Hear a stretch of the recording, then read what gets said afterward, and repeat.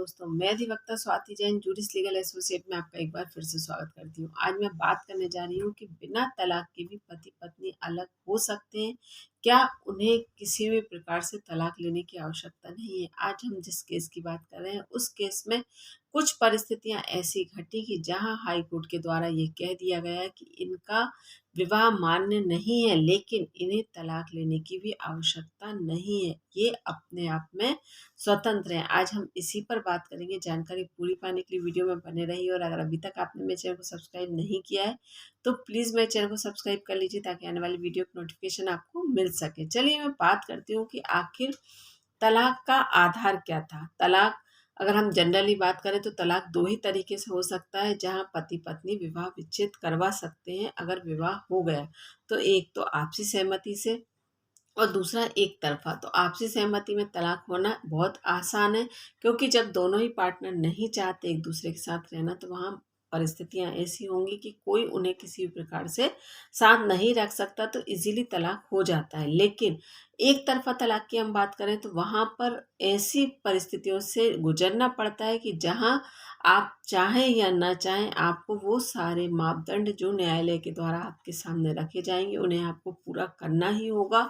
और इसमें काफ़ी समय भी गुजर जाता है और पैसा भी बर्बाद होता है और फिर भी गारंटी नहीं है कि आपको तलाक मिलेगा कि नहीं मिलेगा। लेकिन फ़िलहाल हम जिसकी बात कर रहे हैं उसमें तलाक लेने की भी आवश्यकता नहीं है विवाह के बाद, और वहाँ पर विवाह को तलाक को किसी भी प्रकार से ज़रूरी नहीं माना गया है। तो आखिर ऐसी परिस्थिति क्या थी? तो इस केस में कुछ परिस्थिति ऐसी थी कि जहाँ पत्नी एक बीमारी से ग्रसित थी, लेकिन पत्नी के पीहर वालों के द्वारा और पत्नी खुद के द्वारा पति के सामने वो बात नहीं रखी गई थी। वो बात कुछ इस प्रकार थी कि जहाँ महिला सोते वक्त उसकी एक आंख बंद रहती थी और एक आंख खुली रहती थी। तो यहाँ पर इस तरह की बीमारी का जिक्र ना ही पत्नी के पीहर वालों के द्वारा किया गया था और ना ही पत्नी के द्वारा अपने पति के सामने ये बात रखी गई थी। और कुछ समय तक पति के द्वारा जब इस चीज़ को नोटिस किया जाता है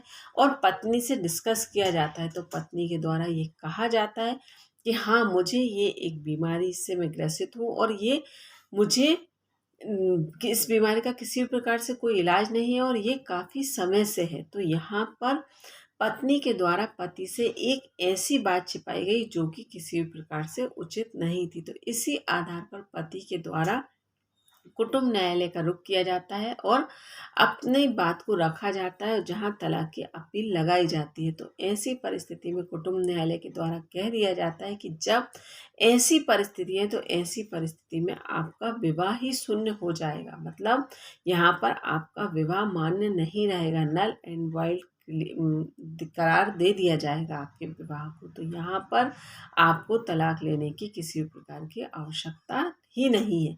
तो जब पुरुष वर्ग के तो की सुनवाई हुई और पुरुष वर्ग को इस प्रकार से आदेश दे दिए गए तब पत्नी किसी तरह से असंतुष्ट रही इस आदेश से और पत्नी के द्वारा हाई कोर्ट का रुख किया गया।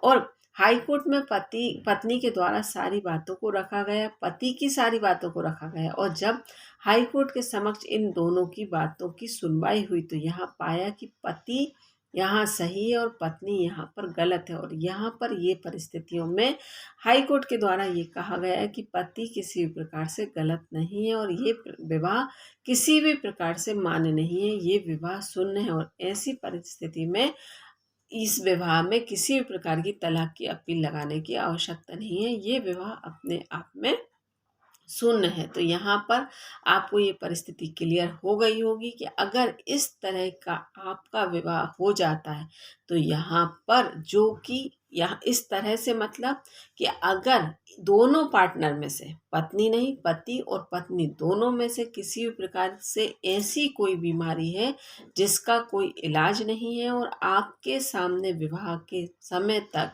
इस बात का कोई भी जिक्र नहीं किया गया है तो इसे हम धोखे की कैटेगरी में रखेंगे। और अगर इस प्रकार का धोखा आपके साथ भी हुआ है तो आपका विवाह शून्य होगा और यहाँ पर आपको फिर किसी प्रकार से तलाक की मांग करने की आवश्यकता नहीं है, आपका विवाह अपने आप अवैध करार दिया जाएगा।